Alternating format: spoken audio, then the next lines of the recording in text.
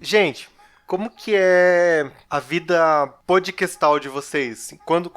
Quantos podcasts vocês escutam? Que horas vocês escutam? Qual que é a rotina que vocês têm? Nossa, que pergunta difícil, gente. Eu não escuto muitos. Eu sei que é meio tosco eu dizer isso, já que eu gravo 2 podcasts. Mas eu não escuto muitos porque a vida é muito corrida, eu tenho 3 empregos. Não dá tempo, sabe? Nossa. Não por não gostar, mas eu realmente tô bastante sem tempo. Eu ouço 3 empregos? muito... Pior que o Júlio. É, eu sou pior que o Júlio. Ai, meu Deus, o artista no Brasil precisa se matar, né? É isso. Mas eu ouço... O que eu mais ouço é o Bibo, porque eu gosto muito de teologia, então... É um que... Os episódios são longos também, né? Então, tipo, dura bastante tempo você ouvindo ele. Eu costumo ouvir nas minhas sextas-feiras, que é o dia que eu limpo a casa. Então, eu uso o período de limpar a casa para ouvir podcast. Eu ouço muito o Bibo, eu ouço Vozes, que o Abner, inclusive, me indicou. Amo São vozes. 2 que eu gosto muito. São 2 que eu gosto muito de ouvir. Acho que são os que eu mais ouço, os que eu mais gosto. Tem um de um amigo meu, que começou recentemente, que eu tô ouvindo. E acho que são os que eu mais ouço, assim. De vez em quando eu pego uns episódios soltos de algum outro tema que eu goste. E assim vamos. A minha vida podcastal, essa resposta vai ser muito grande, então eu vou reduzir, porque eu escuto muito podcast. Tipo, eu escuto... indo pro trabalho, voltando do trabalho, escuto enquanto tô jogando videogame, porque eu tenho a seguinte opinião a respeito de podcast. O assunto em si é uma desculpa. Eu gosto de escutar podcast por causa da conexão com as pessoas, entendeu? Eu me sinto como se eu estivesse com a pessoa, conversando com ela. Talvez isso tenha a ver um pouco com a minha personalidade um pouco tímida e retraída, minha dificuldade de me conectar com as pessoas no mundo real. Mas aí, cara, eu escuto... Cara, são muitos, assim. Eu escuto, por exemplo, tem um que eu tô escutando muito atualmente, que é o Donut, que é um podcast sobre história automobilística. Tem o famigerado aí, o Joe Rogan, o Joe Rogan Experience, que atualmente é o podcast mais bem sucedido do nosso momento, né? Que eu escuto também de vez em quando. Tem o Age 3, que é um podcast já também antigo que eu gosto bastante. De vez em quando eu escuto o Radiolab, Your Mom's House, Dr. Drew After Dark. Deixa eu pensar aqui mais. Tem o Harmontown, que é um podcast feito pelo Don Harmon, que é um dos criadores do Rick and Morty. E esse podcast ele é bem interessante porque ele é um podcast que é gravado num show. Tipo, eles fecham uma casa de show... E eles sentam e conversam e gravam o podcast, botam na internet, mas eles cobram ingresso pra galera que vai lá. E, tipo, tem gente que vai do outro lado do mundo. Tipo, no último episódio que eu tava vendo, tem uma menina que veio do Japão pros Estados Unidos pra poder assistir a gravação do podcast. Porque o Dan Harmon, ele tem esse status quase de culto, assim, da galera que quase cultua ele. Porque ele é um produtor, assim, bem acima da média, né? Ele faz umas paradas que são muito, muito interessantes. Então tem uma galera que gosta muito dele e que tem capacidade de pegar um avião pra poder escutar ele falando sobre tudo quanto é tipo de coisa, assim, sem nenhuma pretensão de falar algo correto ou verdadeiro, por 2 horas. Eu falei um monte de podcast americano aqui, né? Brasileiro tem, claro, né? O Pupilas. Aqui eu agora na sala também escuto todas as semanas. O Nerdcast, né? Claro. Nerdcast, é claro. O Matando Robôs Gigantes. O Mamilos de vez em quando. O B9 de vez em nunca. Mamilos é ótimo. Quem mais brasileiro? Mamilos é muito acima da média. Muito, muito acima da média. O nível de produção é outra coisa, né? Claro, o Escriba Café, GugaCast, o Naruhodô, é muito podcast, cara. E claro, eu escuto o meu, né, pra poder revisar. E, cara, eu tô sempre buscando novos podcasts sobre novos assuntos. Escuta o meu. Eu gosto muito de podcast. Pode crer. Vou escutar sim. Gente, escutem meu podcast, Anagrama Podcast. Episódios curtos, rápidos e vamos embora. Jabá, assim, então, beleza. Cara, né? De graça! Já que você fez o seu, eu vou fazer o meu também. Nada mais justo. Escutem o podcast Notas em Azul. Fala galera, Lucas aqui na edição. Desculpa aí estar invadindo a introdução do episódio, né? Mas como todo mundo tá falando dos seus próprios podcasts, né? Vou aproveitar aqui e indicar o meu podcast, que é o Cabeça Grávida. Podcast que a gente fala sobre qualquer coisa.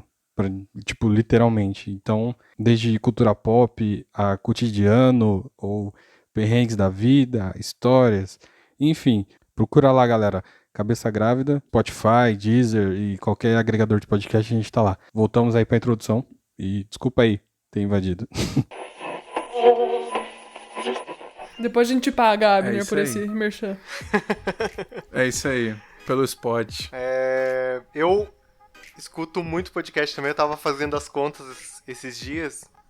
Eu tô assinado em pelo menos 80 feeds, assim. Daí cada podcast tem lá 3 programas, sei lá. Então, Gente, eu não queria sei ter quantos tempo pra podcasts. isso. Eu escuto enquanto eu tô trabalhando. Se as pessoas deixam, que às vezes as pessoas resolvem falar, tanto falar que daí, né? E é isso. Eu só escuto quando eu tô trabalhando, em casa eu não escuto. Quer dizer, agora eu só tô escutando em casa, né? Porque... Essa barreira se rompeu, né? Inclusive, eu comecei a escutar fazendo limpeza da casa, então já mudou, Ó, assim. eu vou chegar lá, então. Cara, eu lembro como que foi o momento que eu decidi escutar podcast. Foi bem interessante, porque eu já gostava muito do Jovem Nerd, né? Todos os vlogs ali. E eu lembro que eu assisti num dos vídeos do Nerd Player, eles fazendo um jabá do Nerdcast. Aí eu, podcast, o que é esse negócio, né? Mas não dei muita atenção. Mas aí isso apareceu 1, 2, 3, 4 vezes. Aí eu fui no site pesquisar. Aí eu vi, cara, tem 550 episódios desse negócio aqui, cara. Tipo, é muita coisa. Episódio de 2 horas, 2 horas e meia. E aí naquele momento eu percebi assim, cara, no momento que eu botar meu pé nessa água, eu vou me afogar. Então eu posterguei escutar o primeiro, que eu sabia que no momento que eu escutasse o primeiro, eu ia querer escutar todos. E foi exatamente assim, eu escutei um, que eu lembro até hoje qual foi o primeiro, foi sobre Alexandre o Grande. E Que da hora. tamo aí, vai fazer 5 anos que a gente tá nessa vida aí de ouvinte de podcast. Nossa, em 5 anos você se afundou. Nossa. Mesmo, né? Cara. Não tem nem como sair mais.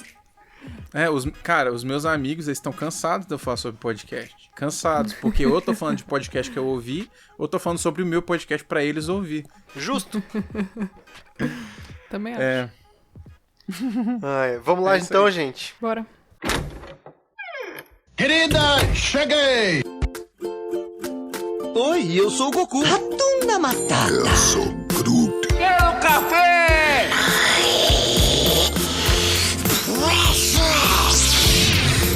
Dracarys. Deixa eu tomar um pouquinho de café, pode? Sejam bem-vindos ao podcast da Fala.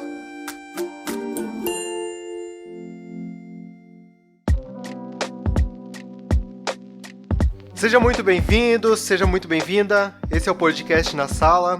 Eu sou o Abner. Eu sou a Nana. Eu sou o Wildes. Hoje nós vamos falar sobre o 3º episódio da 2ª temporada de The Office, Olimpíadas do Escritório. Você já ouviu a voz diferente do Wildes? Olá. Ele veio substituir a Ju, que teve um imprevisto na empresa e teve que ficar até mais tarde. E ele de pronto atendeu ali. Tão The Office isso. Bem The Office. Wildes, se apresenta aí pra galera, fala de onde você vem, já faz um jabá de verdade do seu podcast agora. Eu sou o Wildes Júnior, atualmente eu moro no Espírito Santo, na cidade de Cariacica. E eu tenho um podcast também, meu podcast é o podcast Notas em Azul, que é um podcast sobre arte, sobre cultura, sobre filosofia, no qual eu falo um pouquinho sobre esses assuntos de uma perspectiva bem pessoal, assim, porque eu não sou nem de modo algum uma pessoa acadêmica, mas gosto de conversar sobre tudo quanto é tipo de coisa. Então, se você gosta de música, gosta de filme, gosta de arte no geral, gosta de discutir sobre os mistérios da vida, o podcast Notas em Azul vai trazer algumas reflexões interessantes para você. E é isso aí. Escutem, porque é muito bom, gente. Obrigado. Depois a gente acerta. Não, beleza. Ô Wildes, traz a sinopse Pois não. do episódio pra gente, por favor. Bem, o episódio em questão aqui, Olimpíadas no Escritório, ele começa com o Michael contando de que ele vai adquirir ali a sua casa num condomínio fechado. Algo que é muito comum, né, para os americanos viverem em condomínio fechado, e é meio que vamos dizer assim, um pódio da vida adulta quando a pessoa tem ali o momento em que ela pode comprar a casa dela. Então ele tá muito animado, e aí o episódio começa com ele falando isso. E aí logo depois aparece o Dwight tentando ali se infiltrar naquela situação que não tem nada a ver com ele, né? E aí quando o Michael sai para poder fechar o negócio da sua casa, o escritório fica, entre aspas, abandonado.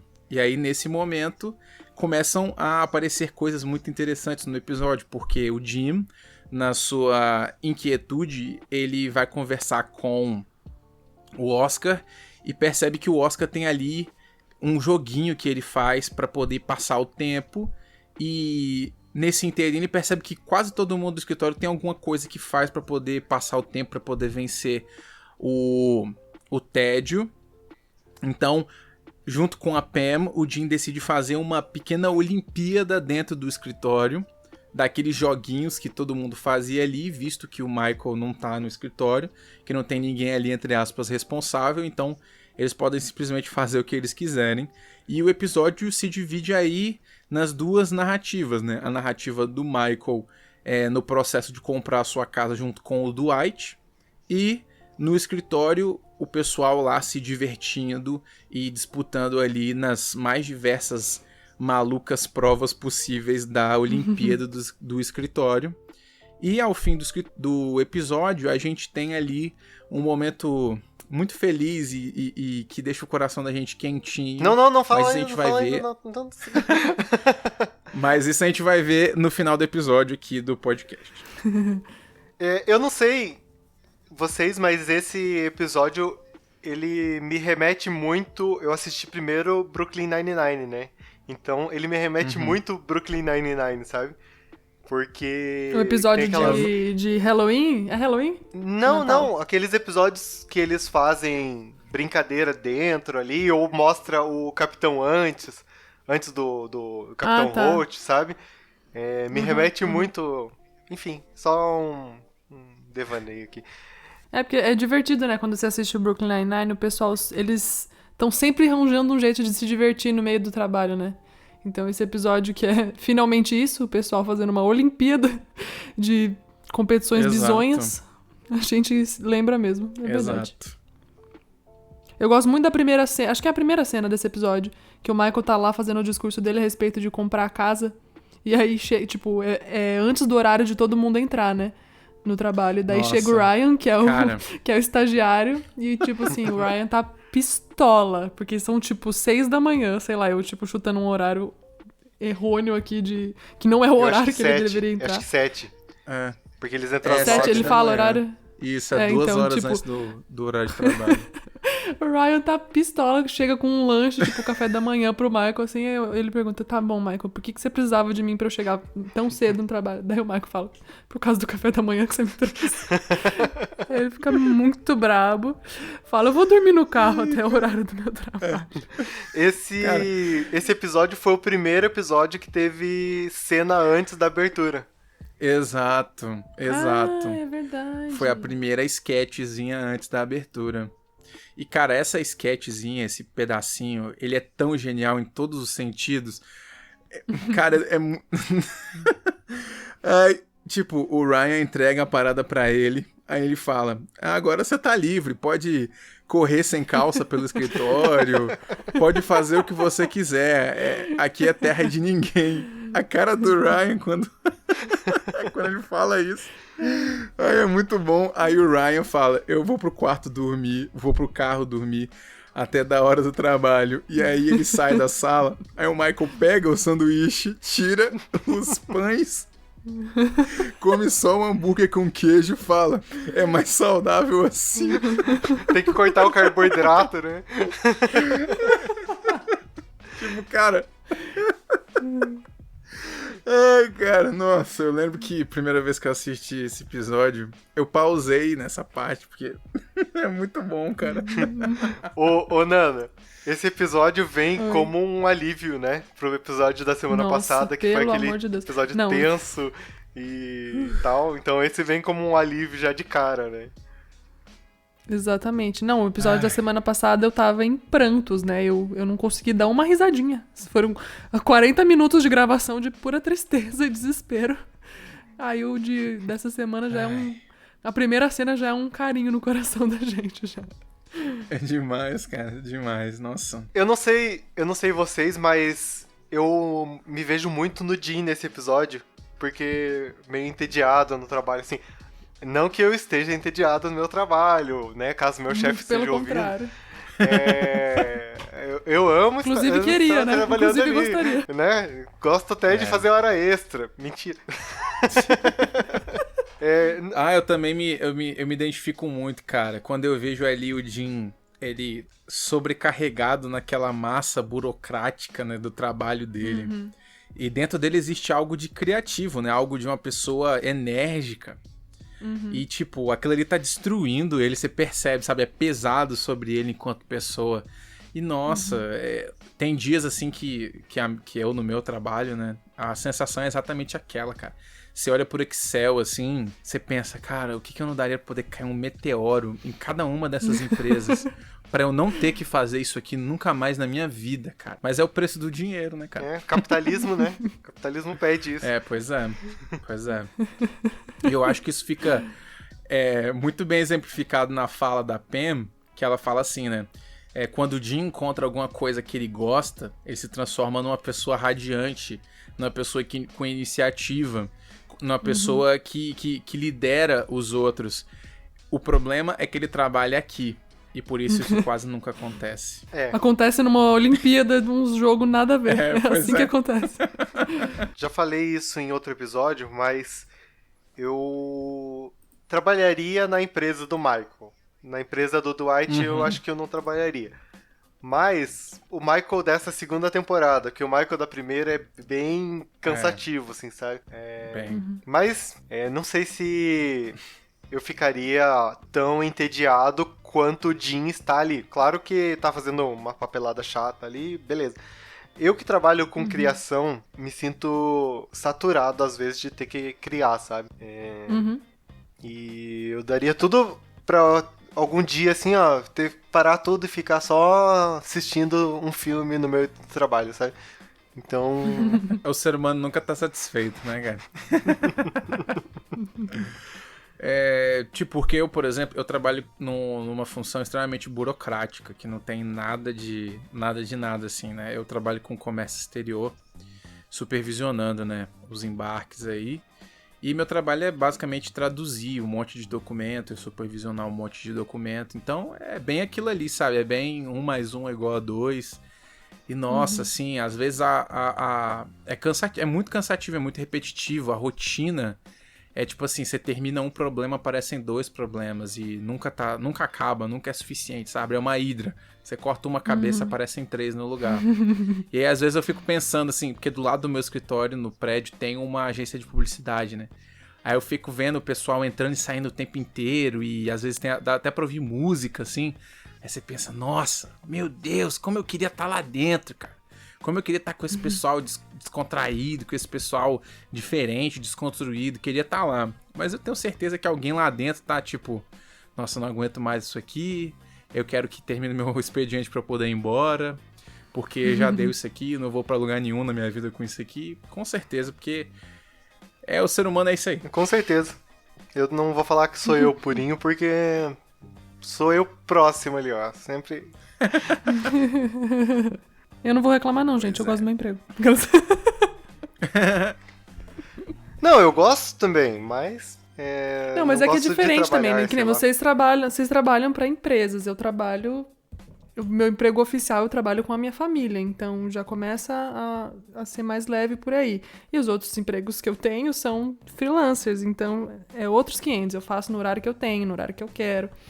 A vida é de outro jeito. Então, eu compreendo vocês, mas eu não compreendo totalmente, entendeu? eu acho que o aspecto da liberdade, ele faz muita diferença. Você dizer bem assim, não, eu vou fazer isso aqui na hora que for melhor pra mim, e vou fazer e pronto. Enquanto que a questão de bater cartão, ter que estar todo dia no mesmo lugar, no mesmo horário, eu acho que isso...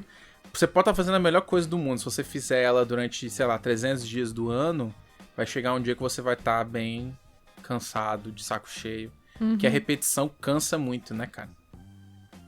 Com certeza. Acho que a gente pode falar um pouquinho do Michael lá agora, né? Porque as Olimpíadas vão rolar. Todo tipo de atividade desportiva ali vai rolar. E desde jogar a bolinha na parede, andar com as caixas ali. Com as caixas de papel. Tipo, Gente, é genial. melhor dia do escritório, com certeza. Exato. No arco do Michael, eu já percebo uma coisa logo quando eles saem do escritório, que tá ele e o Dwight ali no carro. Cara, eu já fico pensando assim, o que tem na cabeça dessa pessoa? Porque, por exemplo, chega no carro do Michael, não sei se vocês já prestaram atenção nessa cena, mas assim, o Michael tem um carro conversível, sendo que ele mora no Nordeste americano. Ou seja, uma região onde no verão faz no máximo 15 graus, entendeu? Então, tipo, não tem motivo pra ele ter um carro conversível. Não mesmo. Se eu não me engano, o carro que ele tem é um PT Cruiser, que foi um carro que a Chrysler fez pra tentar vender ele como um carro esportivo, mas foi um carro que encalhou, tipo, 3 de cada 5 PT Cruiser nem sequer foi vendido, entendeu? Foi desmontado e vendido a peso de aço. E aí ele provavelmente tem esse carro conversível porque foi o mais barato que ele conseguiu comprar, passando alguma ideia de status. E aí o Dwight, dentro do carro, né, ele começa a levantar a capota do carro, sendo que tá fazendo 8 graus fora do carro, cara. Tipo, quem são essas pessoas? Que universo essas pessoas vivem, cara? É o Dwight. Não, já mano. começa. Maluquice. Já começa que o Dwight vai subindo a capota. Ele não pede, ele só vai. Vamos É. subindo. Se você não abaixar a capota, as pessoas não vão te ver. Cara, pessoas não vão te ver, tá um frio maluco lá fora, entendeu? E aí ele coloca um óculos, tipo, um Oakley, que é um óculos claramente que não é pra... é um óculos de ciclista, uma parada super desengonçada, entendeu? Que chama um monte de atenção. Aí o cara com uma roupa social e um óculos todo brilhante, reflexivo, tipo... Aí o próprio Michael fala, né? Eu não entendo como você gasta seu dinheiro. Ai, cara. Muito bom. É fantástico, cara. É tipo, é o absurdo do absurdo, assim. É demais, assim. O Michael, ele tá muito exagerado nesse episódio. Mas o Dwight, ele consegue ser pior que o Michael nesse episódio. Não pior de ruim, pior de mais maluco. Cara, mais escrachado, o Dwight, né? Ele, tipo assim, ele... chega a ser difícil você aceitar que tá acontecendo aquilo, sabe, na tela, tipo... A linguagem corporal do Dwight, tipo, a quantidade de, vamos dizer assim, entre aspas, né, a arrogância dele diante da situação, ele fala, não, eu vou como seu conselheiro.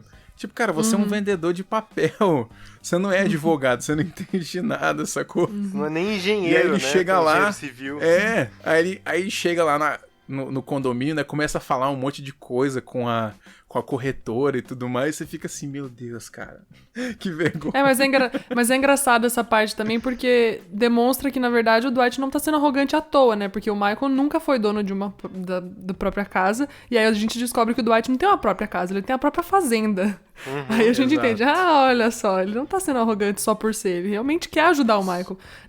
Aquela coisa que a gente sempre fala, até agora a gente só falou sempre do Dwight, que ele sempre tá querendo impressionar o Michael. E nesse caso, eu acho que ele não tá querendo só impressionar o Michael. Ele tá querendo, tipo, ajudar mesmo. Ele Ajudar enxerga de que verdade. ele, naquela situação, ele sabe mais do que o Michael por ele ser dono de uma propriedade, enfim. Ele sabe que ele pode ajudar o Michael ali. Mas obviamente, como o Dwight que ele ultrapassa milhares de limites. Exato. Mas assim, eu acho que o Dwight, ele mostra nesse episódio que ele admira o Michael a ponto de querer ajudar ele de verdade, sabe? E não é Sim. só, tipo, almejar um dia ser o diretor gerente, né? Não sei o quê. Isso. Ele nem demonstra isso, ele só, tipo, ele gosta do Michael e ele tá ajudando o Michael, como um amigo mesmo, né? Exato.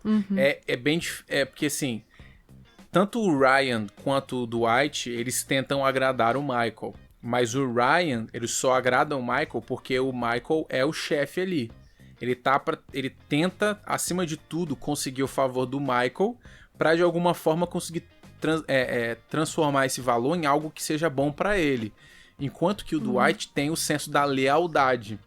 Ele vê no Michael a figura de liderança, então ele obedece ao Michael, ele respeita o Michael, e ele faz algo pelo Michael, sempre tá disposto a ajudar o Michael, enquanto que, por exemplo, o Ryan não tá nem aí, entendeu? Só quer o dele e ponto final. Então, tipo assim, por mais maluco que o Dwight seja, ainda tem muitas coisas boas nele, né, cara? Sim. E vai melhorar, né? Ele melhora conforme a série vai passando, então isso já é um alívio pra gente. Eu não diria nem que ele melhora, mas eu acho que a série, ela sai de um nível, vamos dizer assim, bidimensional no começo, e ela vai dando profundidade aos personagens com o que o tempo vai passando, entendeu? Então, tipo assim, Não, o Dwight do final é o mesmo Dwight do começo, só que você não teve tempo suficiente pra poder ver ele nas situações certas pra entender que ele é aquela pessoa toda. Pelo menos essa é a minha visão da série, sabe? eu acho E aí, que ao ele. longo A de essência várias dele. Pode falar, pode terminar. Pode falar.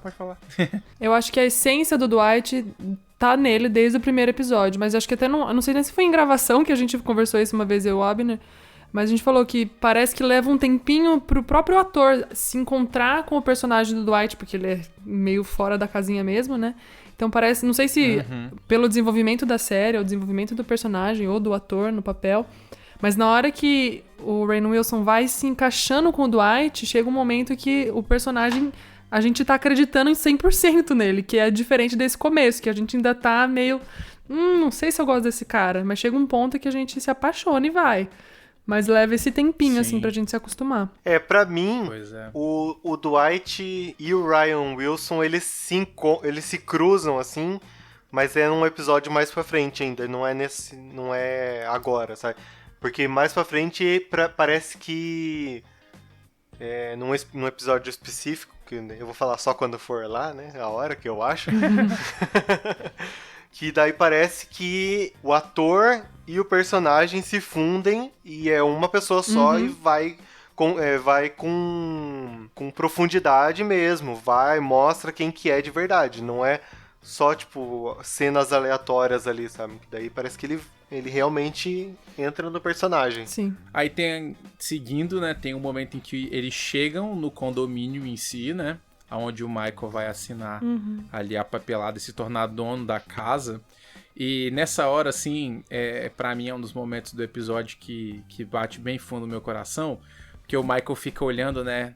Lar docilar. Eu imagino no futuro um balanço nessa árvore aqui na frente da casa. E é aqui que eu vou criar uma família, é aqui que eu vou morrer. Meus netos correndo ali naquele canto. Tipo, por mais bizarro que o Michael seja, no final das contas ele só quer amor, cara. E esse é um tema que já apareceu nesse nível da série, mas vai aparecer várias vezes ao longo da série, né? Ele só quer encontrar um lugar que é dele e se sentir amado, se sentir protegido, encontrar a família dele. Ele tem uma forma muito bizarra de expressar esse desejo, essa carência, né? Mas ele é igual a todo mundo, né, cara? Ele só quer encontrar o lugar dele, o senso de pertencimento. E nesse momento, assim, quando eu vejo ele diante ali, é impossível você não empatizar com ele, sabe? É impossível você não olhar pra ele e não se enxergar nele, sabe? Acho que até por isso que ele trata o pessoal meio que como família, né? Por esse desejo dele. Isso que eu ia falar. Porque ele sempre vem com essa ideia de que a família dele... Ele não tem família, né? Ele, tipo, ele Exato. é sozinho. E daí ele se vê... como família no escritório e vai, é isso que realmente mostra, né? E dá pra gente ver também isso sendo demonstrado na sketch que começa o episódio, porque o cara tá no escritório, tipo, bem cedinho, quando todo mundo tá dormindo. Tipo, se ele tivesse uma família, ele não estaria ali no escritório naquela hora. Ele estaria em casa, ele estaria levando os filhos pra escola, estaria com a esposa dele. Mas como ele não tem literalmente nada pra fazer a não ser trabalhar, ele simplesmente acorda cedo e vai pro trabalho pra poder comer hambúrguer. antes do pessoal chegar pro horário de expediente, entendeu? Tipo, já mostra a profunda solidão que ele está, entendeu? Que ele se encontra enquanto pessoa. Sim. Pode acabar aqui o episódio? Eu tô refletindo agora aqui na minha existência e... Cara, eu vou dizer pra vocês, cara, eu vejo em The Office uma baita de uma reflexão sobre os Estados Unidos, sobre a sociedade americana, sobre diversos estereótipos e padrões sociais, assim, tipo, quando você olha pro Michael, você enxerga um lado do capitalismo que, ao mesmo tempo que ele é inegável, ele é muito patético, mas ele tá lá em todo lugar, entendeu? E não só nos Estados Unidos, mas a gente vê também esse tipo de coisa aqui, sabe? A coisa do coach que não tem nada, do cara que vai dar palestra, falar sobre coisas, tipo, sobre riquezas, sobre ser muito bem sucedido, só que o cara vai de Celta, entendeu? Dar palestra. É o tipo de coisa que a gente enxerga na nossa realidade aqui e tá personificado no Michael, entendeu? Enquanto que também, ao mesmo tempo, você tem na pessoa do Dwight uma representação de valores tradicionais, valores antigos, que fazem o máximo possível para poder se encaixar na sociedade moderna, ou já pós-moderna, né? Mas tem vários momentos de conflito dentro dessa sociedade. Então, você vê, por exemplo, o Dwight é um cara muito de família, um dono de uma fazenda. A família dele, pelo menos na história que ele conhece, né, lutou na Guerra Civil Americana e tem toda essa coisa. Então, tipo assim, é meio que um deboche da família tradicional americana, desse pessoal mais do sul, que tem essa visão bem rancheira, vamos dizer assim, entre aspas, da realidade. Tanto que em diversos momentos o Dwight faz certos comentários que podem ser considerados homofóbicos, racistas, entendeu? Exatamente para poder representar esse lado da sociedade. E aí a Dunder Mifflin, ela é esse meio que microcosmos da sociedade, onde todo mundo se encontra ali na tentativa de ganhar a vida, de conseguir o seu sustento, e cada um com as suas lutas pessoais, cada um com os seus problemas, e também cada um com as suas falhas. Então, você vê, por exemplo, a pessoa da Angela, aí você vê já o conservadorismo de uma outra perspectiva. Não o conservadorismo do Dwight, mas um conservadorismo mais agressivo. O conservadorismo que quer transformar a sociedade numa réplica daquilo que ele é, entendeu? Mesmo que ele, por debaixo dos panos, ele seja meio hipócrita, seja meio mentiroso, porque a Angela tem toda aquela cara de santinha, mas ela... Eu não vou dar spoiler do restante do seriado, né? Vamos continuar, depois a gente fala mais sobre isso. Não, assim, é que mostra, né, que a Angela, ela é uma cristã e seria como se fosse a Globo mostrando evangélicos, né? Que daí é sempre a mulher de saia, que é a santinha, que não sei o que, né? Então a Angela gente, é bem eu não sou Angela não, pelo amor de Deus. Bom, então aí, fora isso, a gente tem, né, de fato, as Olimpíadas acontecendo no escritório, que é de onde vem o título do nosso episódio. O Jim e a Pam estão lá, eles estão finalmente criando. A Pam faz até uma bandeirinha, assim, Como é que chama esse negócio que ela faz? Esqueci. Que ela pendura lá na cozinha. Qual negócio? Que ela pendura na cozinha, tipo, o nome da... uma faixa, né? Ela faz Ah, sim, a uma faixa. Certo. Faixa. Nossa, eu não lembrei de faixa. Eu lembrei de bandeirinha, não lembrei de faixa. Ai, meu Deus. A Pam faz uma faixa, até escrito, né? Primeira Olimpíada do escritório. E aí começa a competição de... Sei lá, eu não sei nem como descrever as invenções que eles fazem das atividades ali, né? Mas o mais legal não são as atividades. São os prêmios, as medalhas. Tudo muito mirabolante, tipo, qualquer coisa pra poder passar o tempo, né, cara? Mas a melhor coisa são as medalhas, que são feitas de tampinhas de iogurte com clips, um enroladinho no outro. Então, cada lado da tampa, tem uma tampa que um lado é de ouro, outro lado é de bronze. Daí eles têm que... Não pode roubar, não pode virar a medalha, porque tem que valer aquele prêmio que a pessoa ganhou. As provas são ótimas. Inclusive aquela de colocar mais M&M na boca. Não.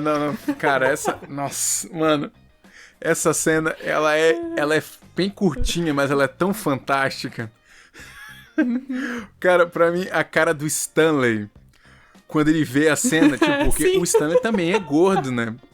Então ele olha do tipo assim, cara, é possível comer tanto M&M ao mesmo tempo? Tipo, é muito bom. Ele fica chocado, né? Ele fica tipo, mano, como que você faz isso, velho? Como, cara? Nossa, é muito... Cara, essa cena é boa demais. Aí o Jim fala, né?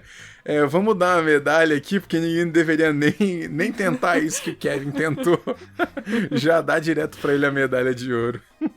É, bom demais. Não, tem uma até que o Ryan ganha a medalha de adivinhar a pessoa que sai do elevador, né, meu? Tipo, olha os prêmios. Verdade. Nossa, provas, tipo, cara, essa... Tipo, quem vai ser a primeira pessoa a sair do elevador? Vai ser da empresa X, da empresa Y? Muito bom. Provas que Ai, bicho. facilmente são feitas em escritório. Eu faria se meu trabalho não tivesse cheio de câmera, ou se não tivesse os prazos ultra apertados pra entregar, alguma coisa assim, sabe?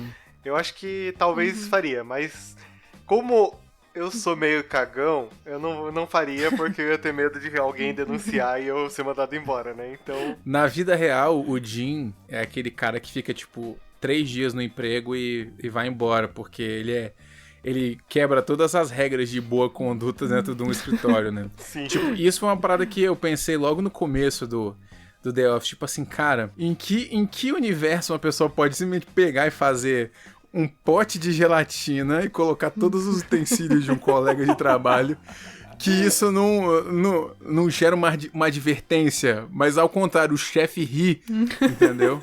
Mas eu acho que essa é uma das graças da série, tipo, a situação é tão bizarra que isso aí é aceitável, é a resposta à altura, tipo, é um ambiente tão fora do certo, vamos dizer assim, que isso não é um problema. Na verdade, isso faz parte da cultura da empresa, entendeu? Tipo, todo mundo já sabe o que acontece. E beleza, cara. Segunda-feira, normal, toca a bola aí que tá ok. Que empresa que eles vão parar pra jogar basquete no meio do dia também, né? Então... Pois é. Ai, The Office é bom demais, Exatamente. cara. Não, a quantidade de festas que eles têm por ano. Pelo amor de Deus, que empresa que tem tudo isso de festa. Tem até um comitê pra poder fazer as festas, né, cara? Exatamente. Tipo, um comitê pra decidir a super festa. Tipo, as festas deles não são, nossa, que festa maravilhosa, né? pois é. Gente, qual que é a melhor e a pior cena desse episódio pra vocês? Cara, eu vou seguir a seguinte proposta. Vou dizer pior no sentido de mais triste e melhor no sentido de mais feliz. Porque eu acho que esse episódio ele é praticamente impecável, assim. Não tem nenhuma cena sobrando, não tem nenhuma cena mal escrita.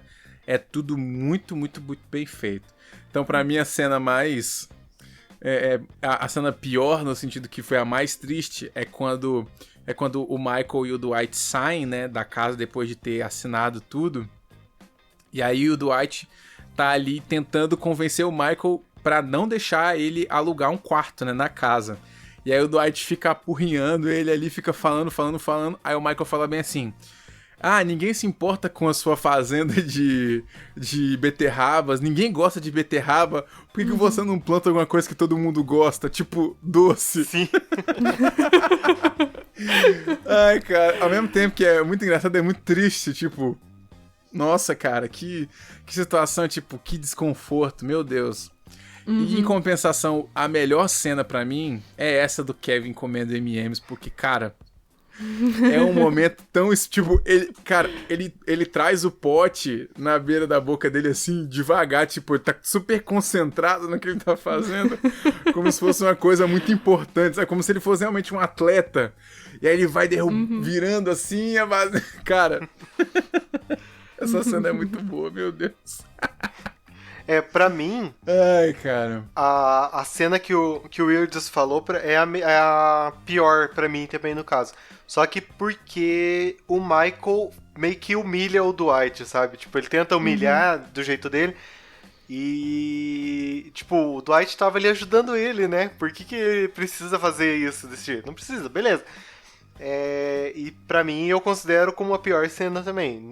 E a melhor... A hora que o Michael chega no escritório todo nervoso com o Dwight ali, por motivos que ele mesmo inventou, né?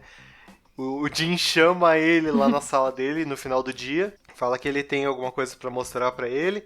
Daí quando ele chama, ele fala pro Michael subir no pódio porque ele acabou de comprar uma casa e realizou o sonho americano, não sei o que e tal.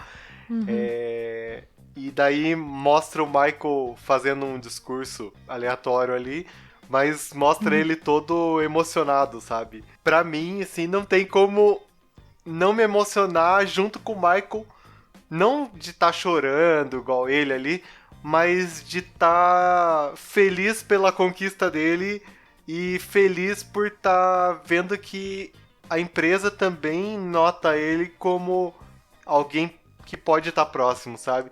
Porque a gente vem dessa sequência de episódios que mostram o Michael só como chefe, e daí vem essa cena e mostra, tipo, beleza, ele pode ser considerado alguém mais próximo e não só o chefe, sabe? E daí me traz essa emoção, assim, também por isso. Pra E mim você, essa Nana? também é a melhor cena. E sem contar que na hora que eles começam a cantar o hino nacional depois disso, né? Porque eles estão, tipo, num pódio, o Michael tá mãozinha no coração. Eles começam a cantar o hino nacional, o Michael pergunta, mas por que tá tocando o hino nacional? Daí o Jim vira e fala, porque sua casa é nos Estados Unidos. Cara, E os pombinhos passando no fundo que a Pam fez, É. tipo, origami, assim, muito bom. Ai, cara. essa é a melhor. E a pior, Nossa. eu acho que eu vou com vocês na pior. Porque esse episódio, ao contrário do último, que só tinha partes ruins e poucas partes boas, esse episódio não tem cenas muito baixas, né? Essa cena do Dwight, ela é ruim, a gente fica se sentindo meio constrangido com a humilhação que o Michael faz, mas ao mesmo tempo, no final, o Michael fala, por que você não planta doce, que é uma coisa que todo mundo gosta? Ao mesmo tempo que você tá triste, você começa a rir, porque você fala, esse cara não tem noção do que ele tá falando, sabe? É muito bom. Então é isso, gente. A gente vai ficando por aqui. Semana que vem a gente tá de volta com o episódio 4. Você pode deixar sua melhor, sua pior cena lá nas nossas redes sociais, que é o @nasalapodcast. Você pode comentar suas impressões sobre esse episódio, o que a gente deixou de comentar, o que a gente comentou que poderia aprofundar. E é isso. Então, semana que vem a gente tá de volta. Obrigado, Nana. Obrigado, Wildes, pela participação. E é isso aí. Tchau, gente. valeu. Tchau!